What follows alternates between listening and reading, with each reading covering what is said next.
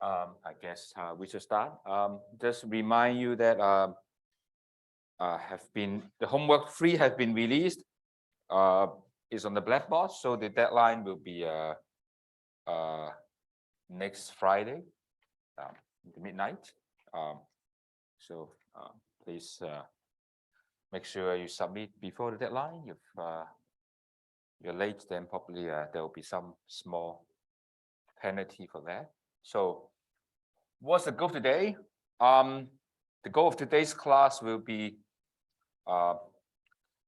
entirely finish this sampling distribution, and because this part is rather advanced in terms of technique, so we basically will just give you the present you the results and just explain them without going into a lot of detail. So just you see a bunch of facts, and these facts are rather important for the rest of our course, because this builds the foundations for what we're doing for the rest of our semester. So it's important, so please pay more attention. But in any case, if you fail to completely understand, it's okay, because we will repeat using the fact we learned here will be used again and again in the later stage. And particularly, we explain what is the use of T distribution at the end of the class.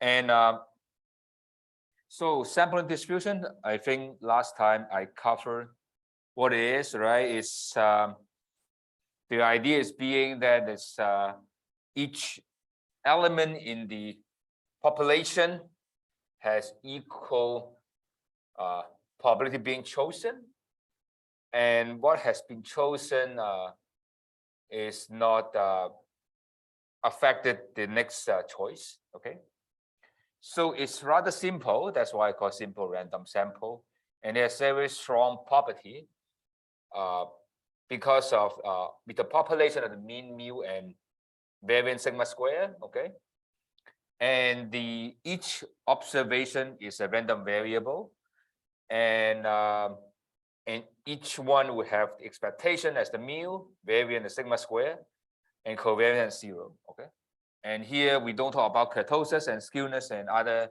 facts, and also the same. Each observation, because randomly drawn, okay, the property that you try to assign on the random variable actually would be same as what would you expect to see in the population. Okay. So do note that this is a two different concept here, right? Because just I think it's good to emphasize again, right? Because of the you look at the data, okay, a bunch of subjects in the population, right?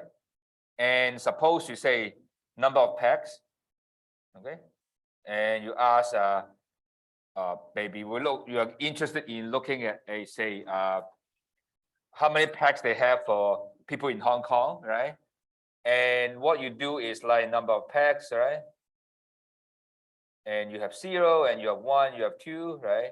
And you can have a histogram or the bar chart, right? A bar chart for that purpose, right? If you look at say income, then probably you would something like this, again something like some shape, right? There may be some look like continuous one, right? And number of people, right? Maybe they have 10K people, whatever, right? Okay, 10. Sorry, it should be if there's an income, then it should be number of people. So if this number of people, right? And if this is the income, okay, it's the same. It's again number of people, right? And based on this, you have based on the data, right? The whole data set, right? You can figure out the mean and the standard deviation, right? So that is these two are well defined, right? And what we talk about the simple random sample is, suppose you randomly pick a guy there, okay? A simple random sample. Okay. In that case, this is depending on what we draw. Right? Sometimes you may draw this guy, right? Another time you can draw this guy. Okay. And simple random sample means you would be randomly choosing one of them, right? And become a random variable. And in particular, each observation, right? The first observation, actually same as second one, and everyone the same. And that actually equal to mu, okay? Because you randomly pick up a guy from there, actually you just basically have a probability over this, right? So that's is what supposed to be, and variance of this and so on the same as sigma square, okay? And they're independent, so that means that anything is have zero covariance, okay? So the distinction between this is what you learn from here is summarizing the data or the population is actually from topic 1, right? You learn summary statistics, right? That is topic 1. Okay. And you're talking about probability, you're drawing certain thing, is actually topic 2 and 3. Okay. So what you are trying to do is topic 4 right now we are doing is try to combine the two, right? Say we are trying to actually 4 and 5 and 6 trying to see what we are trying to do for the rest of the semester. In fact, is trying to look at these guys, okay, and use this guy to go back to guess what happened in the population, okay? Because we never look at everything in the population. We're trying to get the random sample out of the population. And based on this, we try to guess what happened. Okay, because say mu and sigma, we never know, right? And then what we're trying to do is trying to get a data to make a guess on what should be the mu and sigma, right? So that is the main purpose of this class, right? Trying to discover what actually happened in the big picture by trying to look at the small pictures. And if the small picture is representative of the big picture, then we're doing the right thing, right? And how can we know we're doing the small picture is representative? Is in the sense that we have a simple random sample, and every time we draw the thing, we do it carefully. So the small picture is actually a nice representative sample of what happened in the big thing. So that is the main purpose of this class for the rest of the course as well. Okay, so now with the first thing we learn now, the topic 4 is basically trying to understand when we draw what do we get. In particular, in this class, in today's class, we focus on what we learned, the sample mean. Okay, is when you draw different samples, the average of them is x1. Suppose you draw n sample. This is the thing we would like to check out. Is the sample mean. Okay, and that actually we will show the sample mean x bar late in the next class is a good estimate for the mu. Okay, which is something we want to do. Okay, and in the next class, that means next week we will talk about S square. Okay, and we'll use it sometime today, but which you know very well is this guy, right? And this guy we'll use it today, but we'll explain why this is good in the next class when I talk estimation. Will be a good guess for the sigma square. Okay, and that is what we are trying to do. We are trying to look at carefully what x bar looks like. Okay, what x bar will looks like when n's go to infinity. Okay, and how the distribution looks like. Okay, so that is the main goal today. Mainly look at the sample mean. Okay.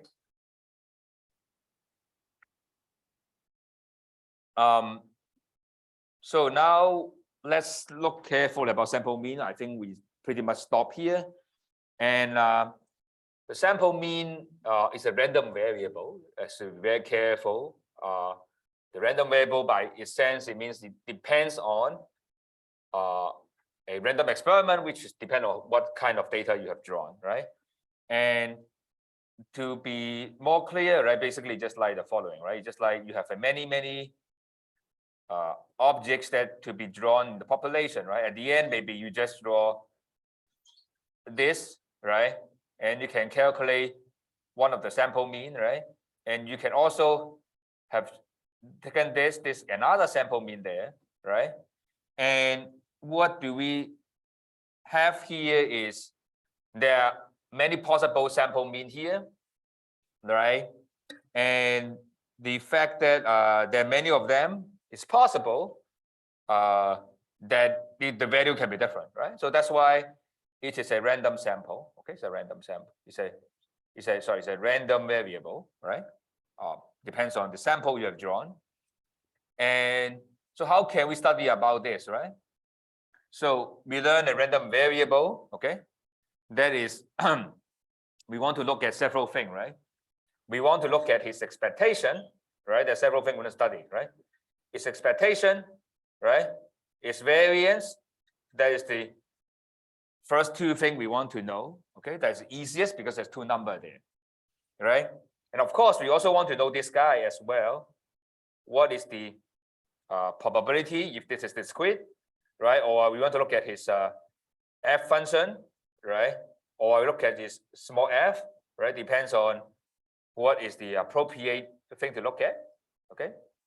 And so let's preview what we are going to do. What we are going to do for today is trying to solve the following thing. This thing, okay? You don't really know what happened when the sample size is small, the n is small. But when n is big, like infinity is big, then this thing will become a bell shape. Okay, the bell curve, the bell. That's actually the bell. Okay, so this is the first thing we want to say. The second thing we want to say which we will do immediately, is this guy, okay, actually will be just mu. Okay, that means that if you do many sample and each sample we do sample means, right? So there are many possible sample. Average of those is exactly the mu. Okay, so that is not, you are on average, you are not missing the target, right? Suppose you do many sample and you each time you do sample mean, average of those is the population mean.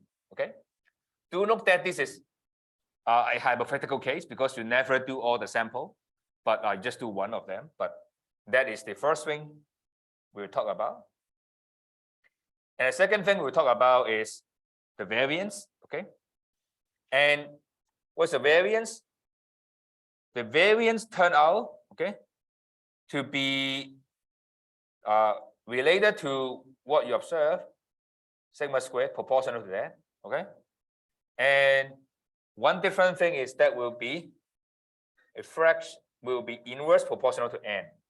Maybe make it n better. It's n. Okay, so it means the larger the sample size, okay, the smaller the variance. Okay, so that means that if you get a larger and larger sample, the variation of the x bar will get to very small, eventually get to nothing. Okay, and that actually means the following: x bar, okay, when very large, will get to mu. Okay, these two facts actually kind of predicting this would happen. Okay, and this is called, we call law of large numbers. Okay, and the bell shape idea is what we call the central limit Sorry for my handwriting. Central limit theorem. Okay. So this is what we are going to do today, is trying to understand the property of X bar. So I just take a picture because I feel I can add that into the slide. I think it's a nice one. Okay, so that is the goal today. Okay, that is the main thing we're trying to do. And the second half of our class, what we try to say is, if we don't know sigma square, okay, what is the bar graph? What does the bell shape look like? The bell curve is based on we know sigma square. If we don't know sigma square, what are you going to do? Okay, so that's why we will do one by one. So the first thing we try to show is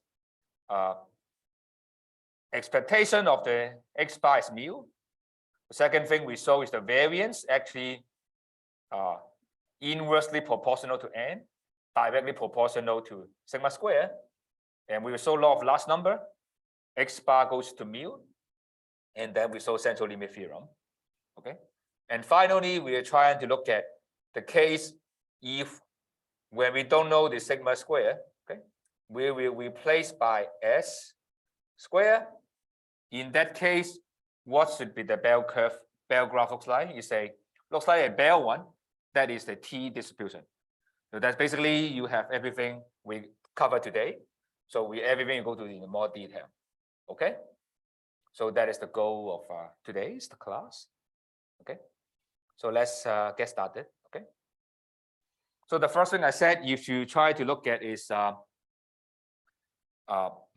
mean of the sample mean, okay, or the expectation of sample mean, right? By mean of sample mean means that you have many samples and you calculate all the mean. This graph, it looks like better. So by population, then you can possibly have many samples, right? And each sample you can calculate sample mean, and average of all these possible sample mean, it will be the expectation. Okay, and turn out that this is just mu. Okay, so that is the main idea. We can do the proof, but I think it just we save the time not to do the proof. We will do some example, and so this is correct. Okay, instead of doing the proof directly, which you can see, but let's do the actually the formal proof is easy, but I think it's better to see how it looks like and look at the example is good.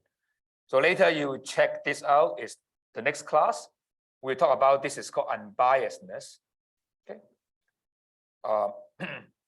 which means that because I use this trying to guess this mu, okay, and turn out to be, if the expectation is exactly what you're trying to guess, is called unbiasedness.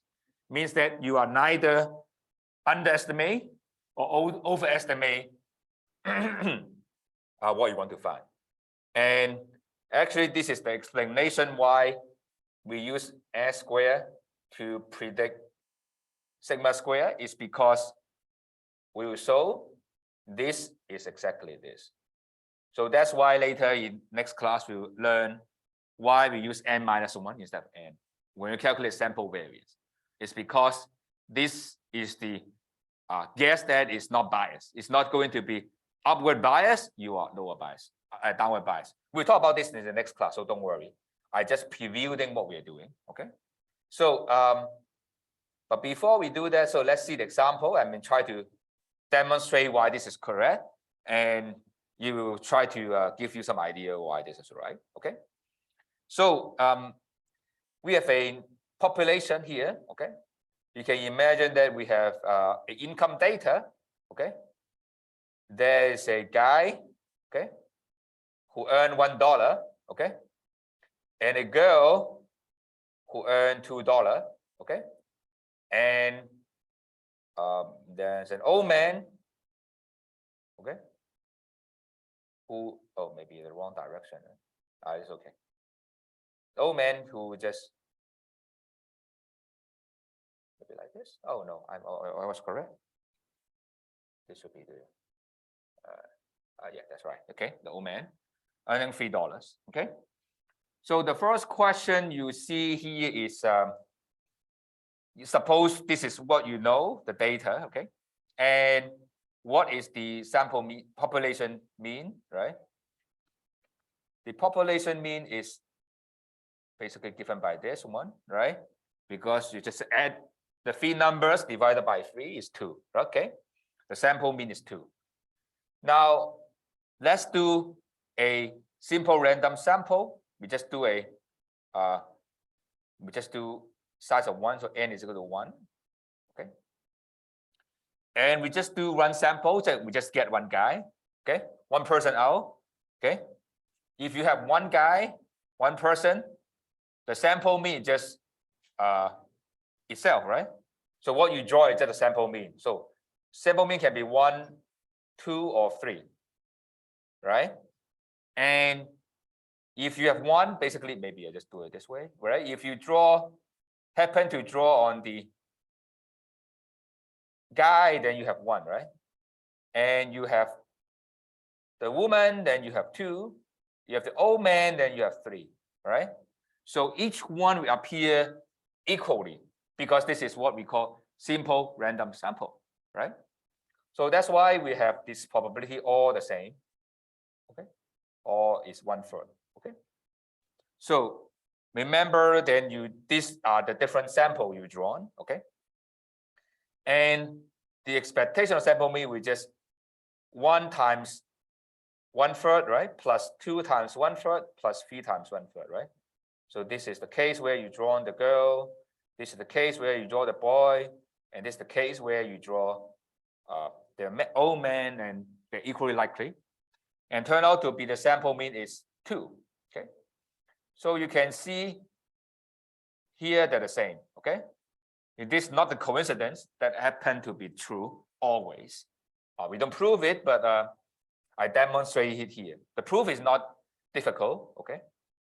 You can check it out with the little math there. The main to prove it that I require you need to know this is the case, this is the proof. Say okay, and actually this is mu, right? This is mu, so this is 2 mu. Okay, so that means that expected x1 plus x2 over 2, right, is 1/2 of expected x1 plus x2, which is 2 mu, so it's mu. Okay, so that is actually the proof behind why this is true. Okay, and you can easily see that you can generalize this to more than one guy. Okay, more than one, n is more than 1. I mean, I don't go to the proof, but the proof is that simple, the same idea here.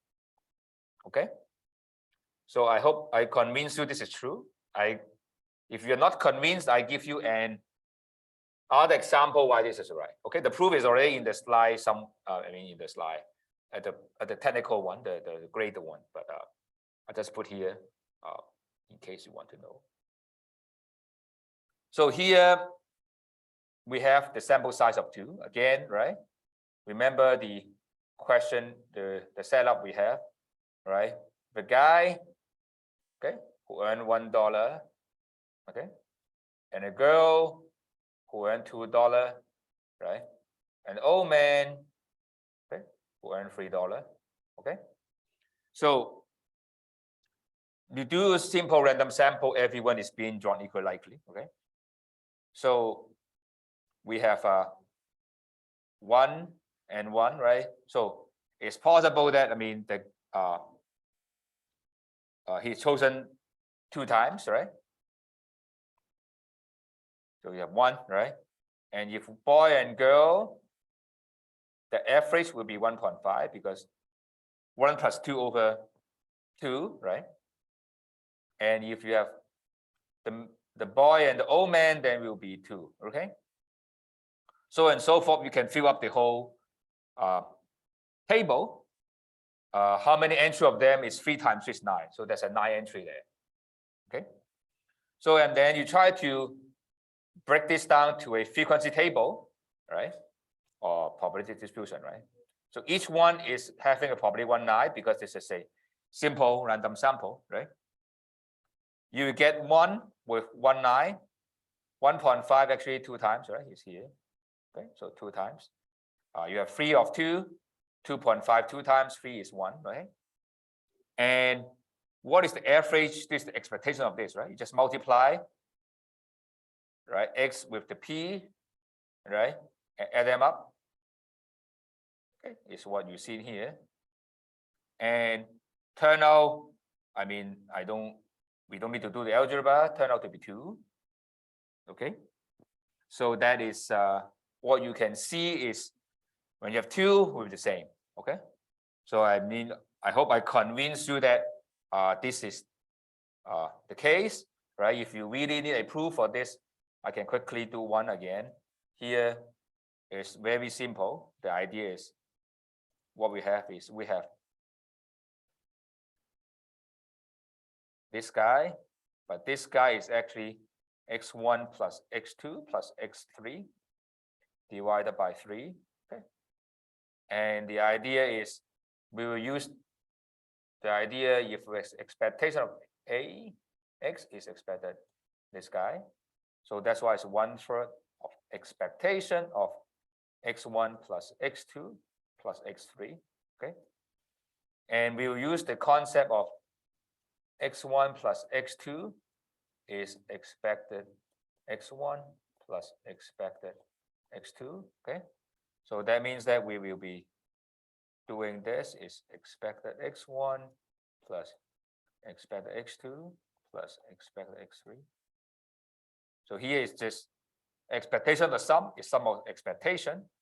And each one is just mu because this is what we mean by simple random sample. That's 3 mu over 3, that's mu. Okay. So that is the proof behind, and you can easily see that it generalized to more than 3. This you don't need to worry because it's already in your slide. Okay. So the general fund is in the slide already. So the proof is already here. If you look at the general one, it's on the page, but if you really want, you can see. So here I have another one that is actually you have 3. It's much longer than turn out to be 2. And you can easily see, I mean, we prove generally, but 3 or 4 or 5, that is the same. Okay. So it's always go to 2. So that is that emphasize again, this is the main thing we know is the expected x bar. Okay, the mean of the sample mean is just actually mu. So I hope that is clear. Okay, the logic. Okay.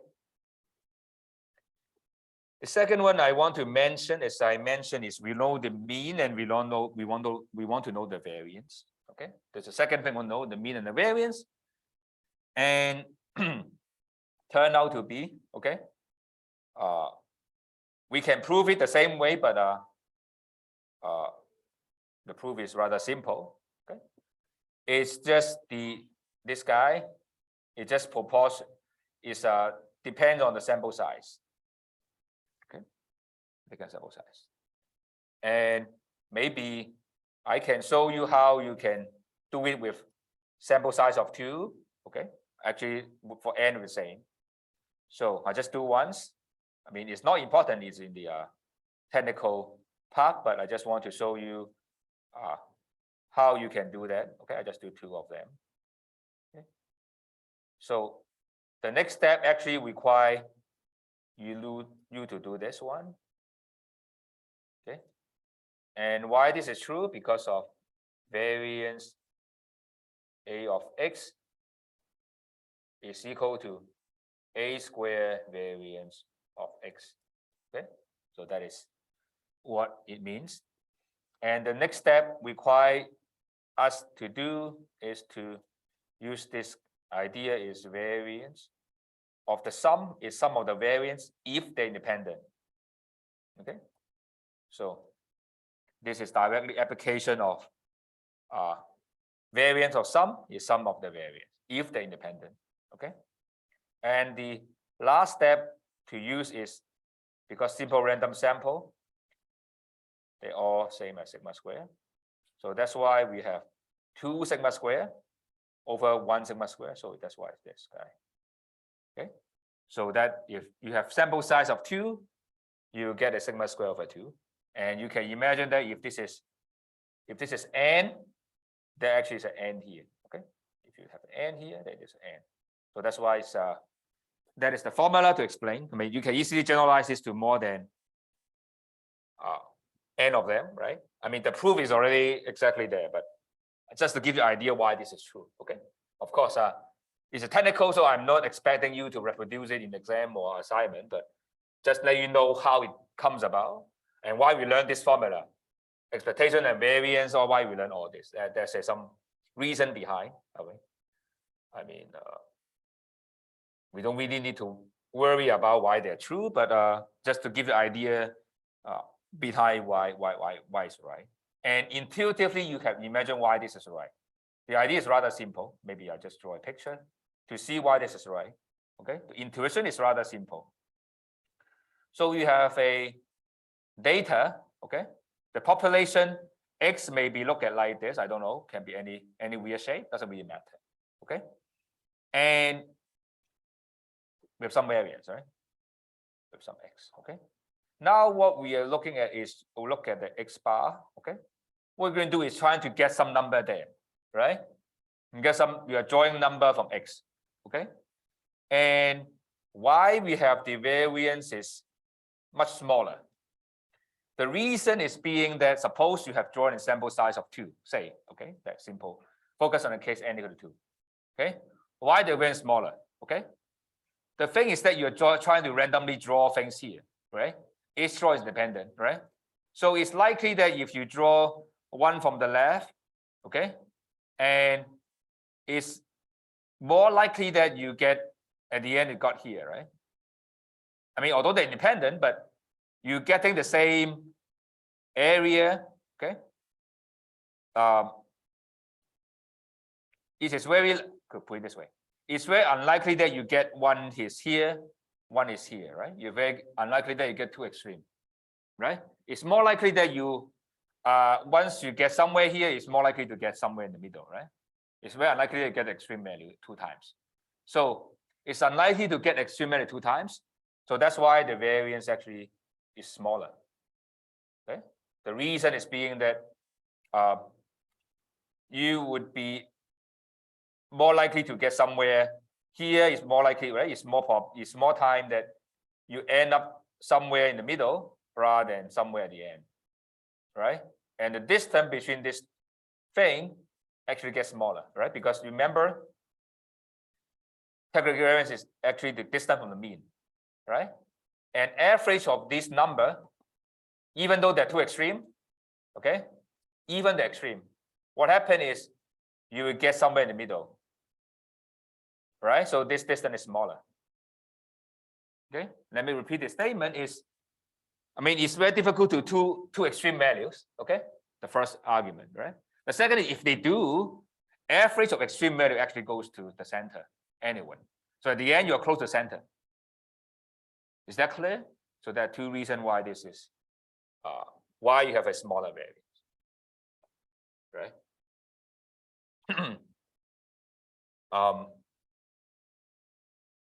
Anyway, I mean, this is the formula, so you can convince this is true because we prove it. I mean, or we'll do some example in the next few slides to show you this is correct. Okay.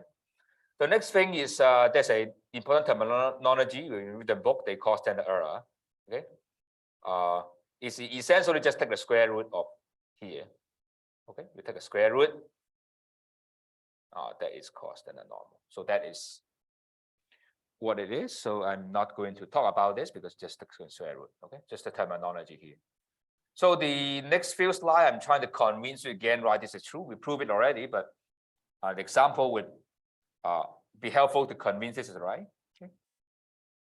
So again, we have a free data, a boy and a woman and the old man, right? And the population mean is actually 2. Okay. So what is the population variance? Okay. It just you take the entry minus the population mean here. Okay. Here. all the entry 1, right? 1 go to here, 2 go to here, 3 go to here, right? You divide it by 3. Do note that's population, so it's divided by n, okay, not n minus 1. So that's why it's 2/3. Okay. So we are trying to show you that the sample mean is also, in the case of sample size of 1, is a 2/3. Why? Because this is sigma square over n, n being 1 the same. Okay, so we try to convince you this is correct. We will do n equal to 1 and equal to 2. So we know the sample mean is 2. Actually, this equal to mu. Actually, we prove it, right? So what we're trying to do is look at 3 possible cases because we have sample size of 1. The sample mean is either 1, 2, or 3 with equal likely, right? And you subtract the sample mean from 2 and square, right? It's 1 because 1 minus 2 is -1 square is 1. 0 is 2 minus 2, 0 square is 0. 3 minus 1, 3 minus 2, which is 1, and square give you 1. Okay, and the variance is actually mean of this guy, right? So you multiply the probability and add them, right? So that's what is here. Okay, so that's proving the first thing is the variance of the sample mean, right? Is actually same, right? It's 2/3, which is nothing surprising. Okay, I think the more interesting part is on the second slide. Okay, the second slide is more interesting in the sense that we're giving you why the variance of this is actually this guy, right? Because this is sigma square over n, and n is being 2. Sigma square is 2/3, right? We just do it, right? So we try to convince you this is right. Okay. Now sample size 2 is n over 2. Okay. Remember, mu is equal to 3. Okay. And remember how you construct this, right? This line and this line is come from the previous example, right? Remember how we get this is with a table, right? x1, x2, right? It's 1, 2, 3, 1, 2, 3, right? We have 1, this is 3, 2, 2, 2, 1.5, 1.5, 2.5, 2.5, right? So we have 1/9, the 9 outcome there, right? And this is how you get this, the third line. And how to get the second row in this table is very simple, right? Just like 1 minus, sorry.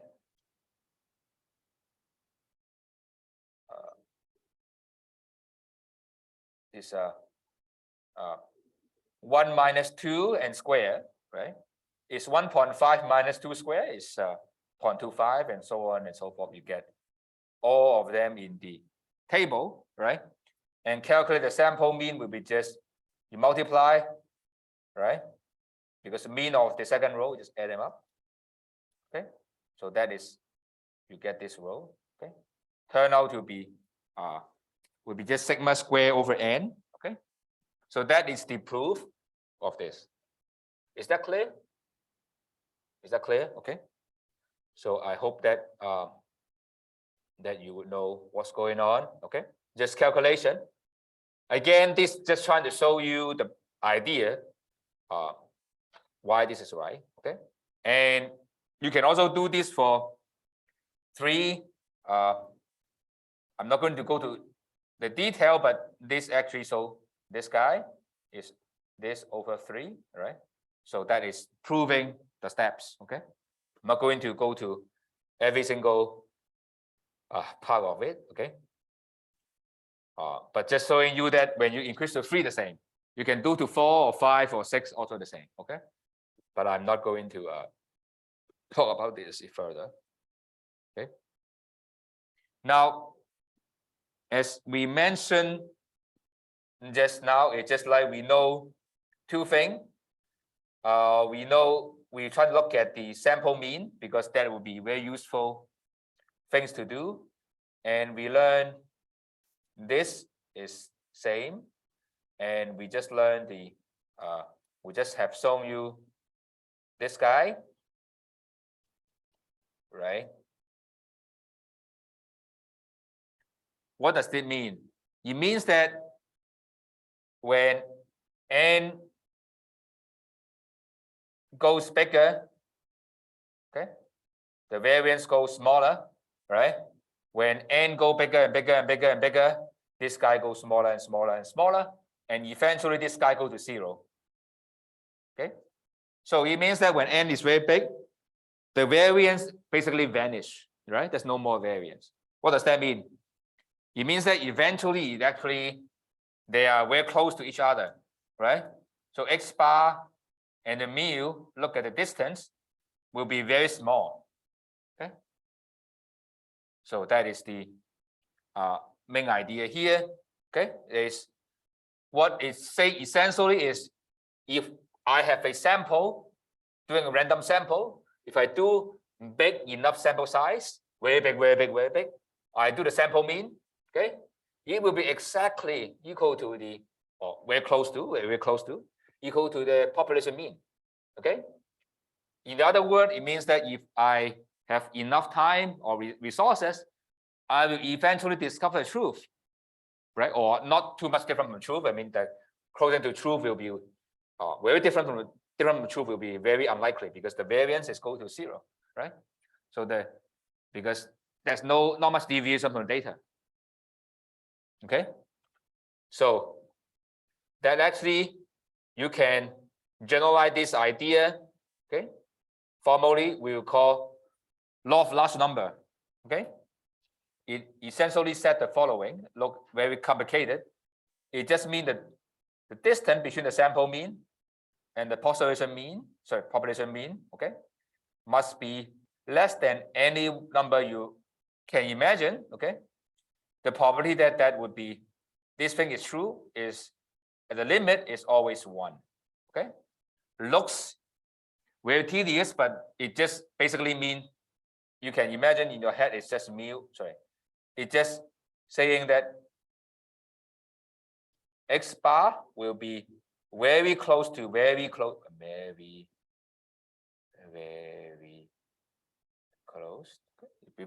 to mu. You increase the n further, you will as close as you want.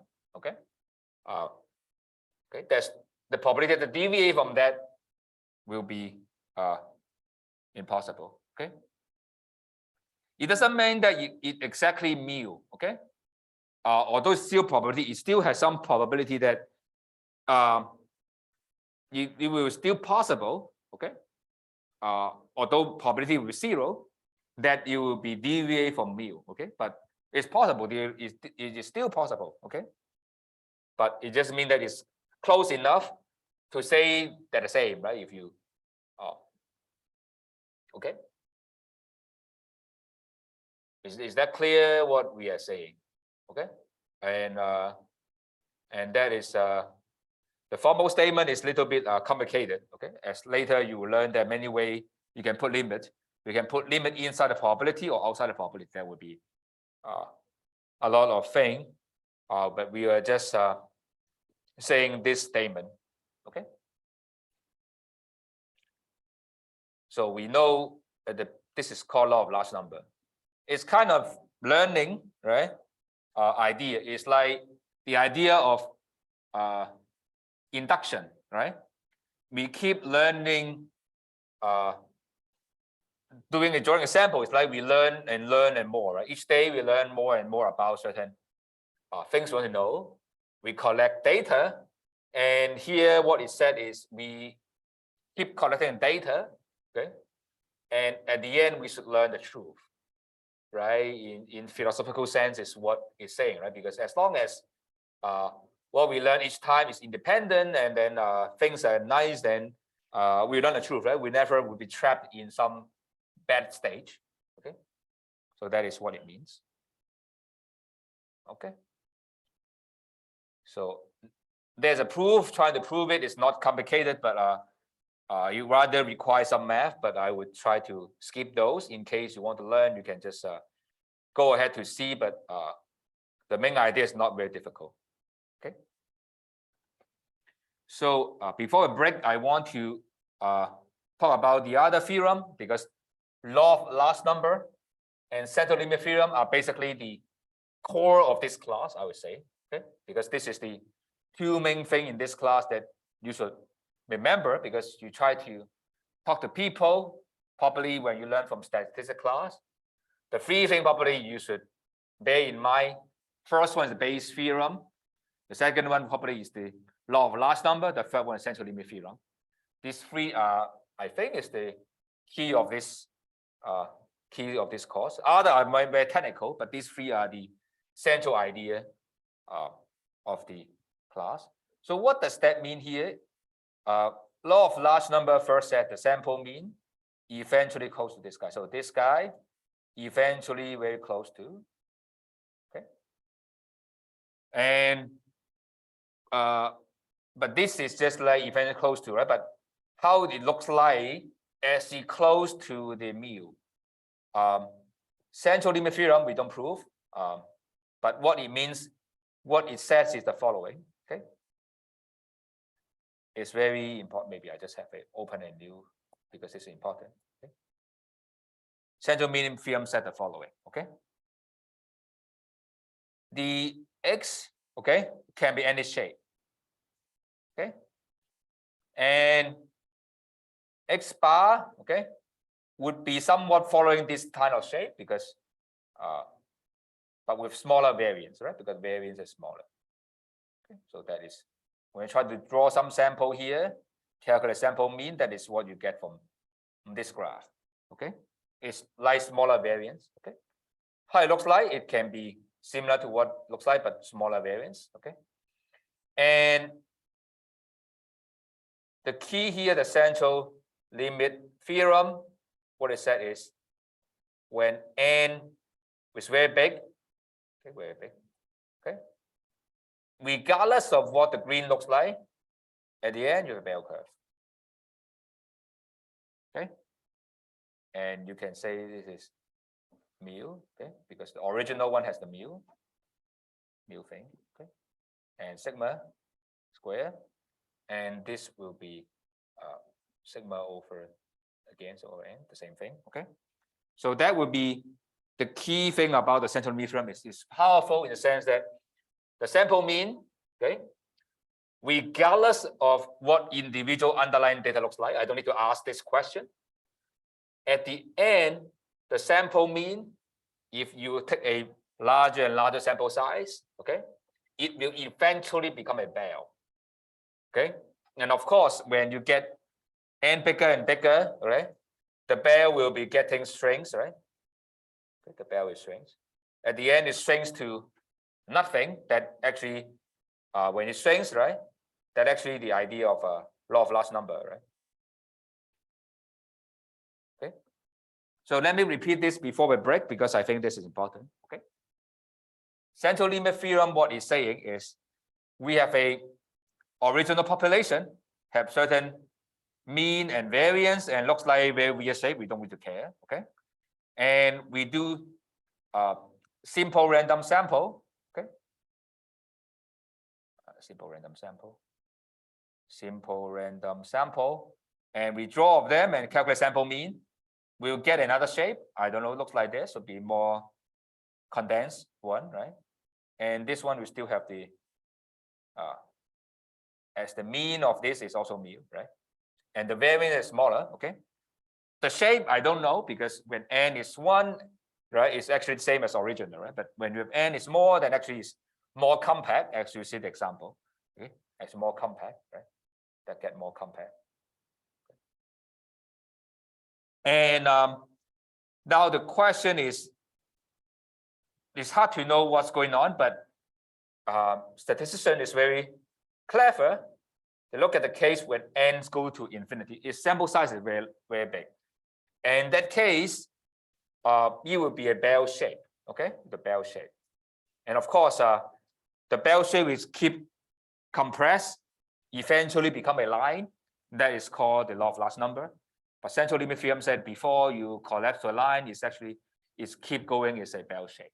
Okay. And one remark before we go to the break is central limit theorem, only the mathematical set is just applied to very big. Okay. So in practice, is it relevant? Yes. When n is bigger than 35, okay, which usually is the case when you do business application, right? For medical, probably 35 might be a challenge, but for business application, more than 35 is not an issue, right? Because unless you are doing a very specialized industry, only 5 customers, right? 35 customers is nothing, or 35 samples should not be an issue here. So that's pretty much of the main thing of this class, okay? So after that, we'll talk about some special cases we call binary data, and we talk about the situation when what happens if we don't know sigma square, okay? We'll use S square. It will still be a bell, but a little bit slightly different type of bell. We call the T bell, okay? The T distribution bell. But for the moment, this is what we need, okay? So, oh, sorry, that's the formula here, okay? And so just one more minute because it's good to talk about this. So, the sample size of 1 is like more flat, right? And this one is look like more like triangle, right? Just look like this one, right? If this one look like more flat, right? And n equal to 2, this guy looks like a rectangle, and more it looks really much like the bell's style, and then at the end it will be something like this. And if you keep going on, it will be a bell. So just to give you an idea why at a bell there's intuition behind it. Okay, so I have a break. Let's a break of 10 minutes. I'll go around to see if any question.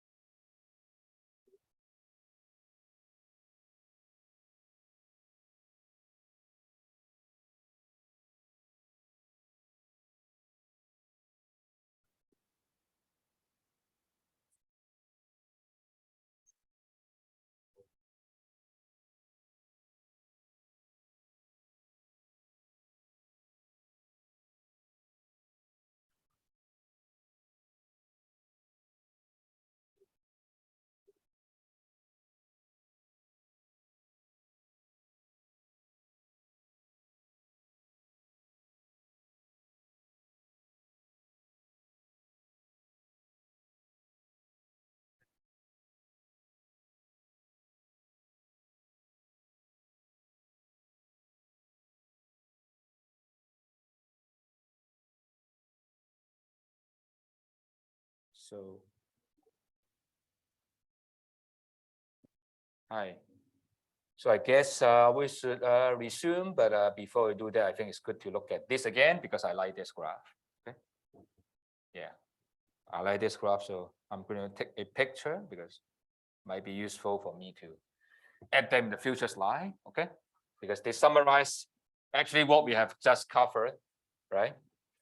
So that will be, let me start again. It's like you have X, right? The population looks like this. Okay. And the population, we have the population mean, mu, and sigma square. Okay. And we can draw a random sample, right? And come up with the sample mean, right? And the sample mean again is a random variable because depend on what kind of draw, right? And that's why at the end you will end up like this guy. Okay. You still have the same mu, but the variance gets smaller because you are averaging out the numbers, right? That means that it should be a little bit less variation, right? And the shape can be anything, right? Will depends on the shape of the original one. Okay. But the key thing here is when n is very big, this guy will become a bell. Okay, okay, we're gonna bell. Okay, and the rule of thumb is when n is more than 35, the bell thing applies. Okay, and if you keep increasing n, this normal will collapse like a line. Say suppose you keep going, it's like this. Okay, and eventually it will be as close a line as you want. That is the law of large number. So basically, this covers almost everything in this class. Okay, this graph already. Okay, and so it's okay. If that is okay, then we go back to here. Okay, and this is a statement. Okay, the central limit theorem said the following, right? The key thing here is just the n. Okay, because ordinal, this is just mu, right? And this is just the variance of this is sigma squared over n, right? So there's nothing new here except the central limit theorem said this is follow a normal distribution. Okay, that is the key of this thing. And you learn the standardization. Okay, so that's why this is just same as this guy, right? Because this is standard normal, right? That means the mu is 0, right? And this variance is 1, right? I mean, just not to confuse you, just you know what it means, right? It's just like a standardized bell curve, right? The bell curve have many styles of bell curve, but the unique one is have a mean 0 and variance 1, right? So that means that we have a standard bell curve, right? With mean 0, and if we take x bar minus mu over sigma over root n, okay, that is the standard bell curve. Okay, so that is the idea of the central limit theorem. Okay, is that okay? If that's okay, so let me give you an example to show you why or how to apply this central limit theorem. Okay, and now we start with the population mean. Mu is 5. Okay, and this means what? Sigma square is 64, which means what? Sigma is 8, right? And the question now, we have a sample, but actually we mean simple random sample, of course. So this is n is 100. Okay. So the question is, when is the sample mean is no more than 4? No more than 4 means less than or equal to 4. Okay. So first is by central limit theorem. What we learn is this guy minus the mean, which is 5, over 8 over root 100. Okay, is actually z. Okay, which is normal CO1. Okay, is that clear? The first thing, this is coming from what?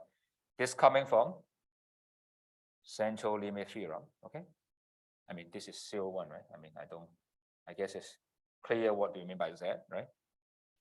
And now look at this statement here. Okay, x bar minus 4. Okay. And what we're going to do is to transform this to Z. So you minus 5 from the both sides. Maybe I use other color so that makes things more clear. So minus 5 for the both sides. Okay.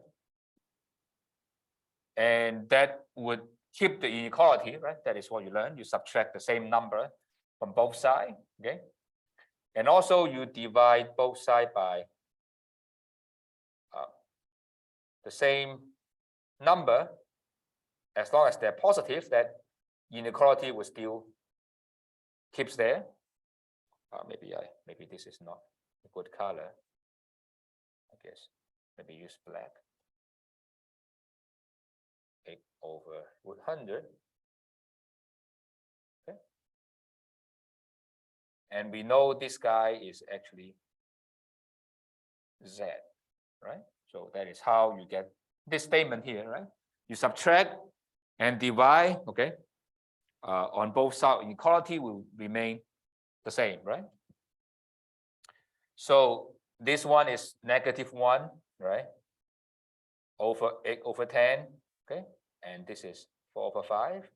So it's -5 over 4. So that's why it's -1.25, okay? So this, right, how can you do that, right? We learned from last class, this is just Excel function, right? This is just, so this, the whole guy, it just can be coming from Excel function called norm as this, right? -1.25 true. Okay. Why true? Because we talk about the cumulative one, right? It's the F. Okay. So let's go to Excel and show you this is going to be 0.01. So 0.1075. So I open the Excel. Okay. What I'm going to do is norm, okay, dot s dot this, okay, and put in -1.25 and put true. Okay. So that is what you get. Let me do formula test here. So that's a formula here. Okay. So how the norm as this will be different by that one. Is that clear how I get the answer? Okay, of course, you can look at the Z table, right? That will give the same answer, but this is easier. Right? Is that okay? I mean, you'll be doing this kind of exercise when you do the assignment, so you definitely know how to do it. But I hope this is clear. Is that okay?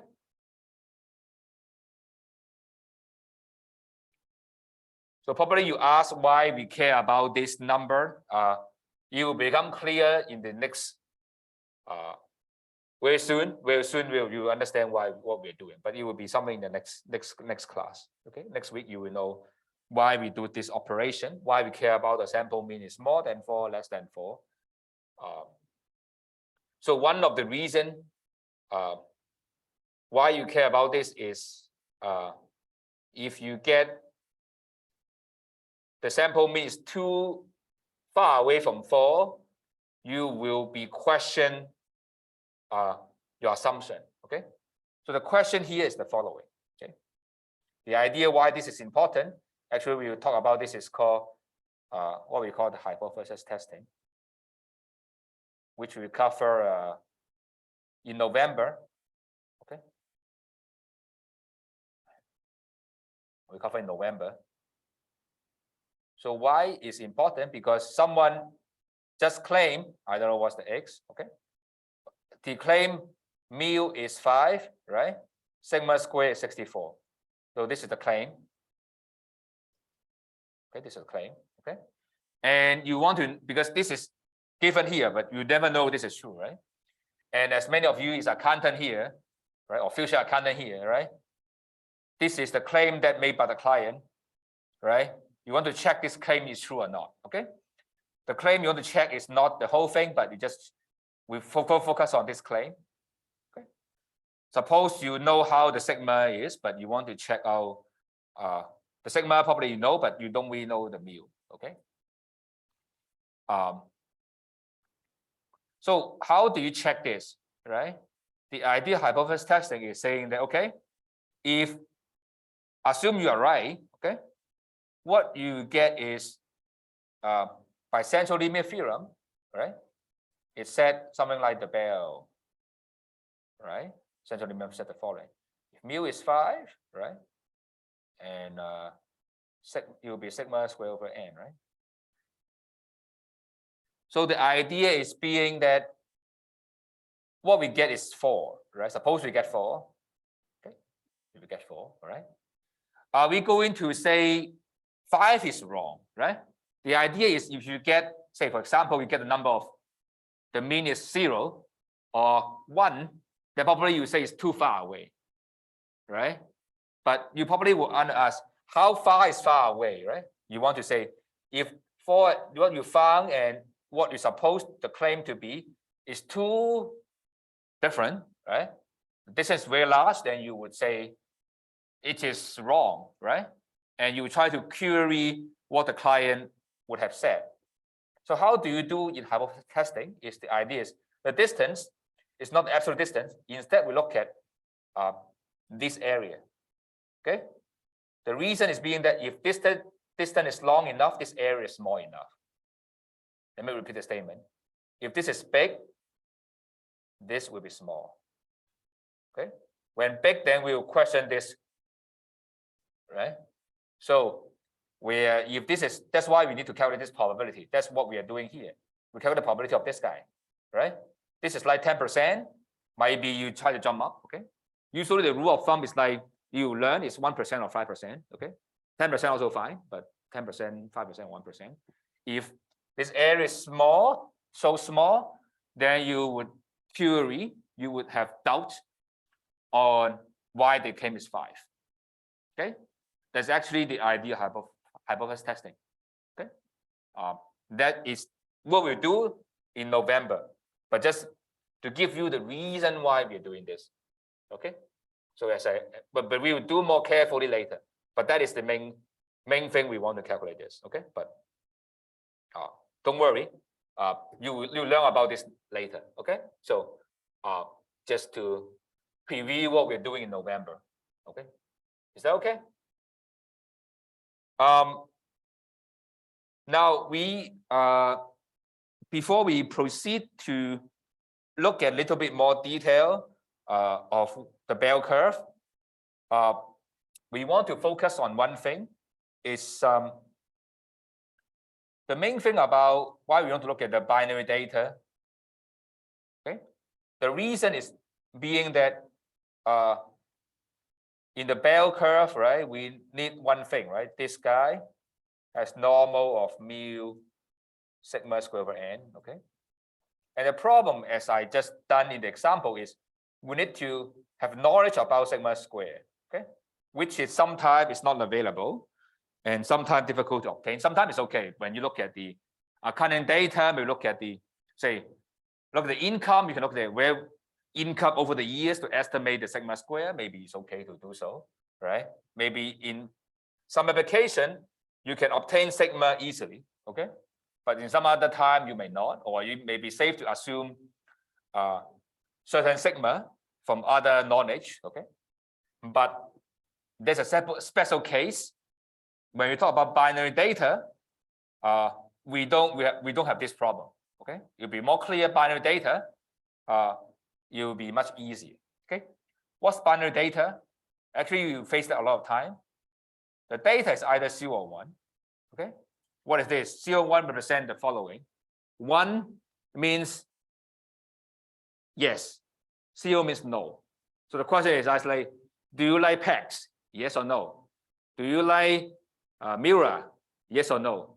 Are you fans of a certain actor? Yes or no? Right? So on and so forth. Right? So, and in this particular case, right? The data is either 0 or 1, bunch of 0 or 1, right? Depend on whether they have a pegs or not, right? Or they like Japanese food or not, so on and so forth, right? And in that case, mu right? It's just sum of all observation over n, right? What does that mean? It's add the 1, right?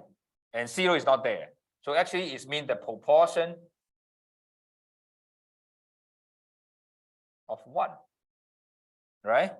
So that's why in the note we call this population proportion. Okay, the population proportion, right? It's mu, okay? And it's 1 or 0. Do we recall that if you try to draw a simple random sample here, this xi actually is a Bernoulli, right? It's a Bernoulli.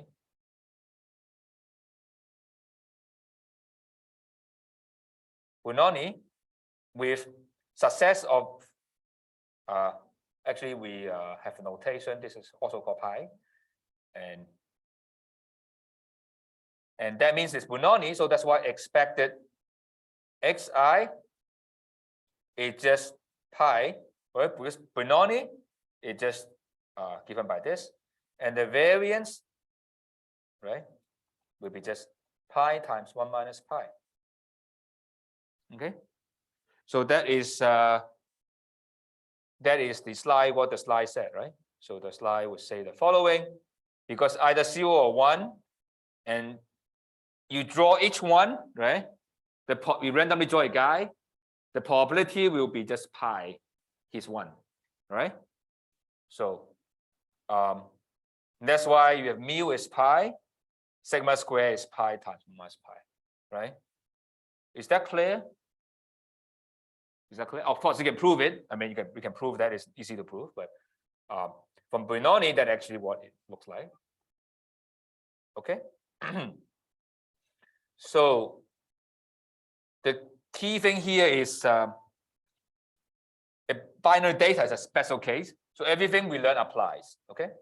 So that's why the sample mean, okay, will denote as P. So this is notation P. The sample, this is called sample proportion. Okay. But this is just nothing but sample average when the data is either 0 or 1. Okay. It is, let me repeat the statement. Sample proportion is just the sample mean when data is either 0 or 1. Okay, there's nothing new here. Okay, because same idea as what we have said, right? Mean is just the proportion. If everything is just 0 or 1, right? And that translate what we have is the sample, the mean of or expectation of the sample proportion is just pi, because we have this, right? Just mu, right? So that's why we have the same just follow, right? Because x bar is just p and mu is just pi in this notation. And you wonder why I use this notation, because it's used in the book. Okay, if you ever bought a textbook, they have this notation. And so probably you would ask, what is the key difference when we have binary data? Is this sample proportion, okay? The variance is this guy. Okay. Because if not binary data, right? This guy is mu, and variance of this is this guy, right? And mu and sigma are disconnected. They are unrelated. Okay. So in terms of modeling, you need to have two numbers to guess from the data, right? You need to guess two numbers. You need to guess or estimate, as technical term, estimate mu, sigma square, and mu. You estimate two things. But for binary data, right, we learned that this is the case when binary data, the p is just pi, variance of p is just pi times 1 minus pi over n. Okay. In that case, you only need to estimate pi. Okay. Only need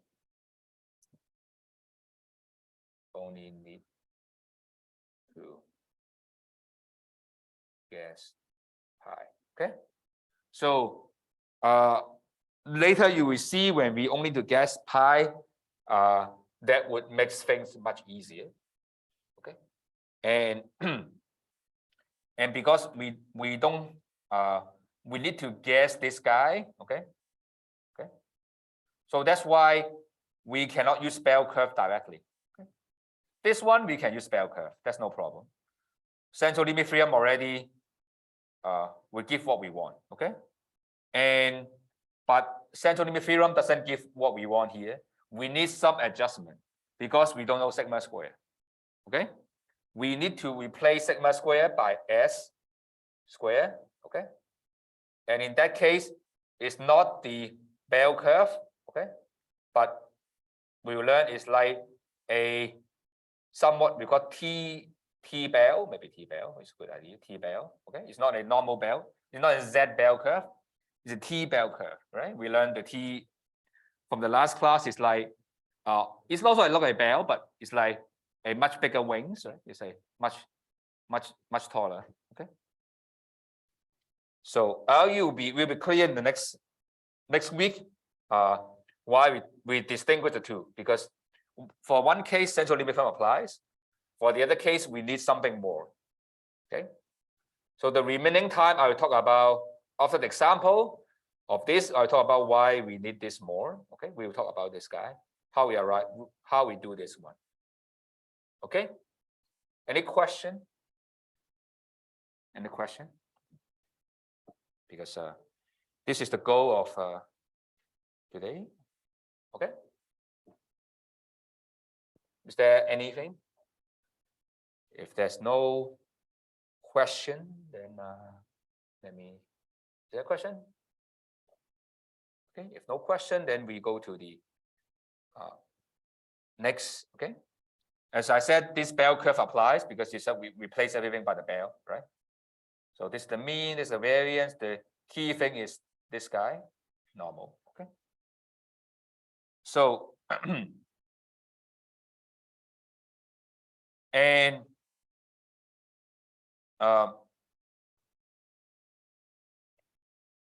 what is the rule of thumb that this apply? Okay. The rule of thumb would be saying that when before the binomial, in general case, n is bigger than 35. Okay. And that would be a good approximation of central limit would be good. And in the binary data, we need to be careful. We need to be n pi, and n times minus pi is less at least 5. Okay. So when pi is very small, then this is not a good one. Okay. So probably you need to be a little bit more careful when it's the case. Okay. And do note that actually we know how x bar looks like. Why? The reason is the following. Okay. The reason is being that x bar in the binary case is this guy, right? Maybe I just use the notation x1. Okay. And remember, each guy is Bernoulli, right? So that means that the numerator is a binomial. Okay. And binomial, we know what it looks like, right? So we know exactly how x bar behave indeed. Actually, we don't really need the central limit theorem, right? If we actually we know how x bar looks like. Okay. But it in central limit theorem apply to show you that when n pi, right, is bigger than 5, and n pi and n1 minus pi is bigger than 5, we don't need to go to binomial, we can go to a bell. Okay. So that means that you can use bell safely without any issue. Okay. Is that okay? So that is the central limit theorem would tell us, because you would know Bernoulli sum of the binomial is binomial, right? So why we need to do central limit theorem? Because bell curve is often easier, right? So you can do a bell curve without a big issue. Of course, if you really be careful, you can just use the binomial because you know Excel, we know how to do the binomial this, right? And you can put through here, right? You know this guy, right?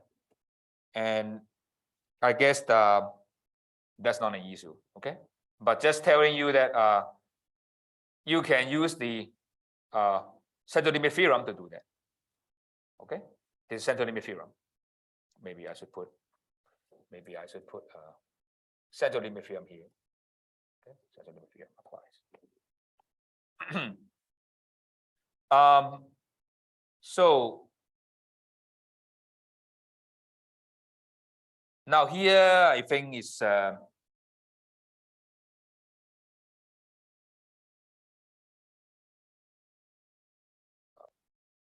guess I should go to should I talk about this? So just roughly talk about why I have this line here. Is in this line they said the following, okay? And we just said the central limit theorem, okay, can be used instead of binomial, right? So that means that when you are asked to calculate anything about binomial, when these things are satisfied, binomial, you can approximate the binomial. So that is actually what we mean by normal approximation, okay? And I'm not going to the detail of the example, but the example actually essentially said we have x as a binomial, and I want to calculate x is less than a certain number. And this is actually, if you don't have calculator, it's very difficult to calculate, right? Because when you look at this example, the actual you have to calculate without the calculator is p x less than 55, right? And because this is discrete, right? So you need to calculate x equal to 0, x equal to 1, and so on and so forth until x equal to 55, right? So in that case, it's very tedious. Without calculator, it will be impossible to calculate, right? And central limit theorem tells us actually, right? This binomial actually can be approximated by normal if it's np and n minus n times minus p is actually more than 5, which satisfies.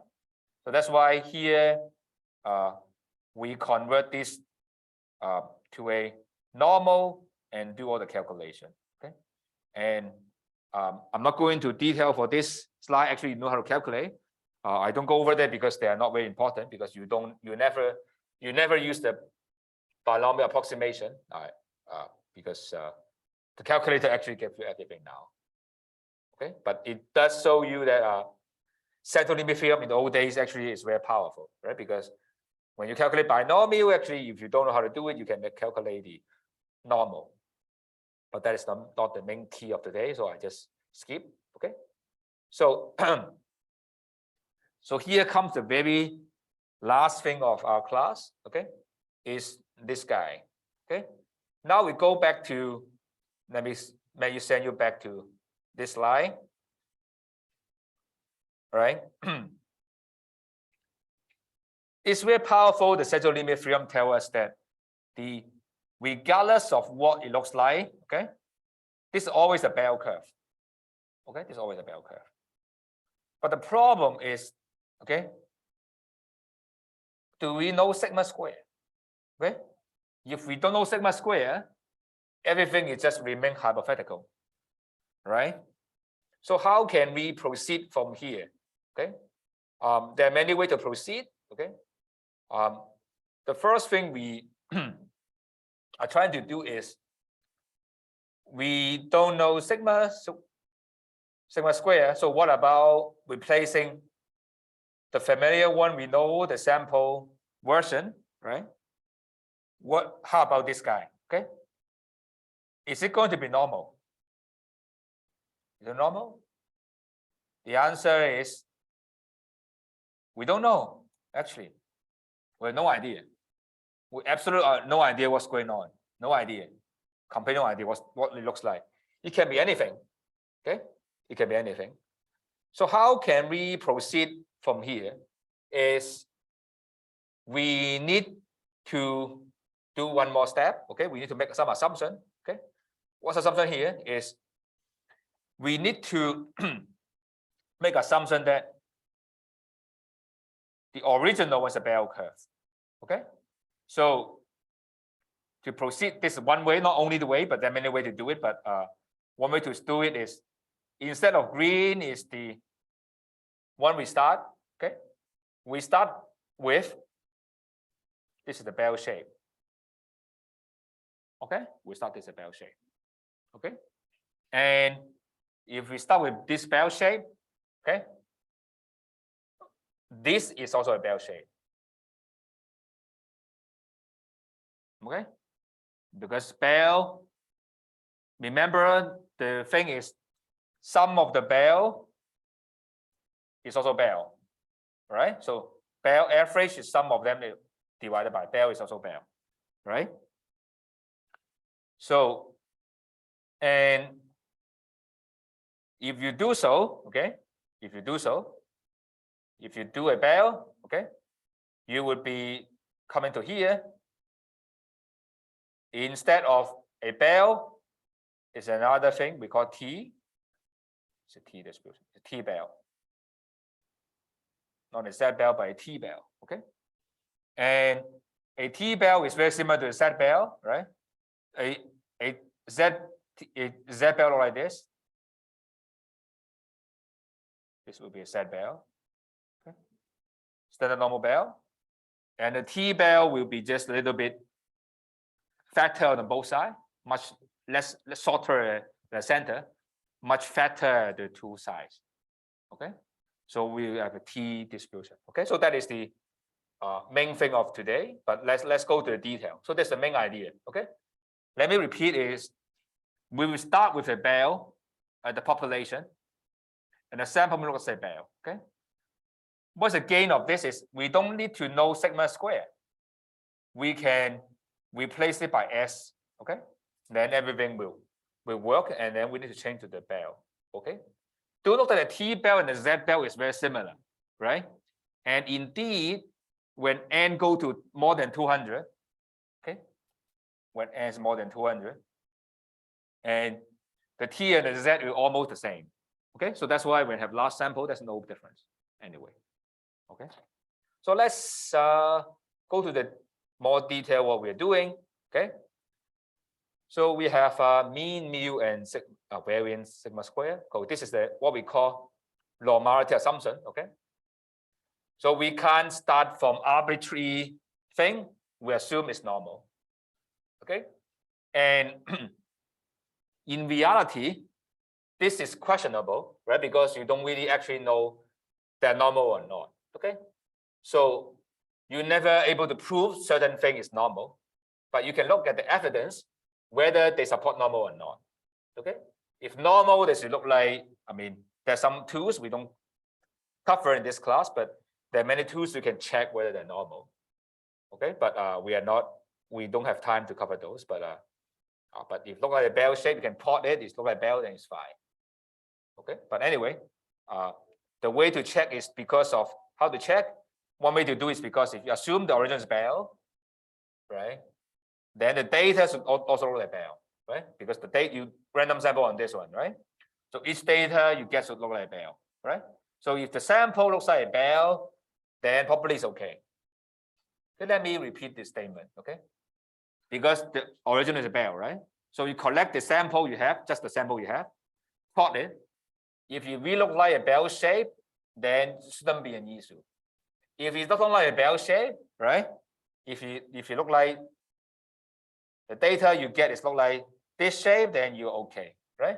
But if they look like this shape, it's more the value, a lot of data of extreme value, but not in the middle, then you would pretty much have some problem.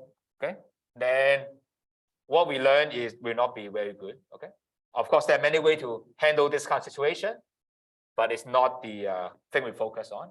in general, this is fine, right? Because if you believe the measurement you observe is average of many small things, then central limit apply, right? So that is not a big issue here. But anyway, let's continue our discussion by assuming that the underlying is a normal. Okay, is that okay? I mean, that is a strong assumption, but we have to do it to proceed. Okay. So as I mentioned, right, because of each one is normal. Okay. So average of the normal is still a normal, right? Because sum of normal is normal. Okay, because sum of the bell curve is normal. It's also a bell curve. You over n is still a bell curve, right? Because over n is just change the variance and the mean, right? So you know that. Okay. So there's nothing changed from the n. Okay. So actually you will see, okay, this is exactly same as central limit theorem. Okay. But the fact that the difference is we don't need last sample. It hold for any n. Any n. Any n is true. Okay. Remember, the central limit theorem require n at least is more than 35 for that to be a meaningful approximation. But this one is not even approximation. This is only true regardless of the sample size. Okay, it's always true. Okay, but this truth is coming from assumption, not true from central limit theorem is true as a good approximation, as long as things are good, right? But this one requires you to have a belief that it's normally distributed. Is that clear? Okay. Now, here we comes our very last slide. Okay. This last slide we talk about is when we replace the sigma, because we don't know, we replace by S. Okay. What you will get is a T distribution. Okay. Before, remember, is this guy. Okay. Before this is a set, normal one. Okay. Okay. But now, if you replace this by S, you end up with T with n minus 1. Okay. And if you still recall last class, we said when n go to infinity, getting very big, T of n is going to the Z, right? So they're the same. So when you have big enough, and then you have the same. Right? Just remember the graph is T looks like this, right? This is T. And sorry, maybe this is Z, right? This is Z. Then T look like this way, right? T. And if you get more n, then it goes up. This goes down. Okay. So that is the main idea. Okay. Do note that is n minus 1 not n. So this is the thing you need to remember. Okay. So that is nothing new, but just like if we assume the underlying thing is the bell, and then we try to draw a sample there, okay? And if you use the sample variance, okay, it's actually you can do it, okay? And this guy will be a T bell, okay? It's very close to the Z bell, but it's slightly adjustment, okay? So this is, in fact, is proven by a student, okay?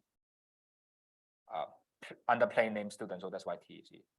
Okay, a student is a plain name by, I think it's Gorsuch. I don't know. This is a American statistician anyway. He used a plain name called student, so that's why I call T here. Okay, so the last 5 minutes, I want to go over the example. If there's no problem, no question. Okay, so no question, then let me go to the example. So this example that, again, the same idea we call hypothesis testing, right? So this actually what you will be doing, right, is the following. So a population have mean 5, okay? So we say here is mu is 5. Again, you ask How can you know this is 5? This is given by your client. The client claim is 5. Okay? Your client may be claiming there are 5 whatever thing, right? Or your product control, a manufacturer claim in a can of, I don't know, nutrition, right? Or medicine, you have 5 grams of active ingredient. Okay? You want to see is it true or not, right? So that is something you want to do. So what we're going to do is you collect sample size of n is 100. Okay. Do note that we don't know the variance, right? We don't need to know this guy because we don't know. That is the why we talk about t. We don't know the sigma square. Okay. So where the sample variance is s square is 8. Okay. How can we do that? You have 100 data, right? You calculate the mean, and each data you minus the sample mean, and then take square, and then so on, and then, right? Because you can calculate sample mean there, right? And each observation you can do it. You know how to do it from the topic 1. So the question is being, okay, the sample mean is no more than 4.5. Okay. So the graphical is like this, right? Suppose what he says is correct. Okay. So this 5 is here. Okay. And here we assume normal. So I have this guy. Okay. But I don't know the sigma square. I don't know. Okay. The thing is, okay, now I want to ask 4.5 is here. Okay. I want to know this guy, this area. Okay. And the thing I know is S square is 8. The sample I have is 8. Okay. So how can I do that? This one, right? You can always go to the T. Okay. Go to T. Sample size is 100, so it's T99. Okay. N minus 1. So we put a 0 here. There's 5 becomes 0. Okay. And later we will show 4.5 is what? 4.5 turn out to be negative 1.78. We'll try to show you why this is the case, right? How to do that is, remember that the idea of T is minus the mu over S over root n, right? So that's why this we have used the black color. X bar is less than 4.5. Okay. X bar you can all minus 5 on the both side. Maybe sorry on the color.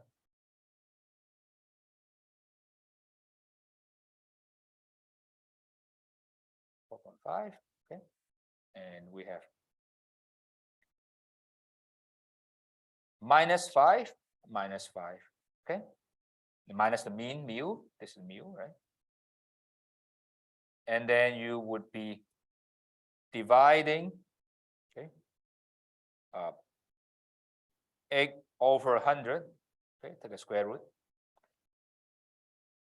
and do the same for both sides. Because S square is 8, S is square root 8, right? So it's square root 8 over square root 100. Okay.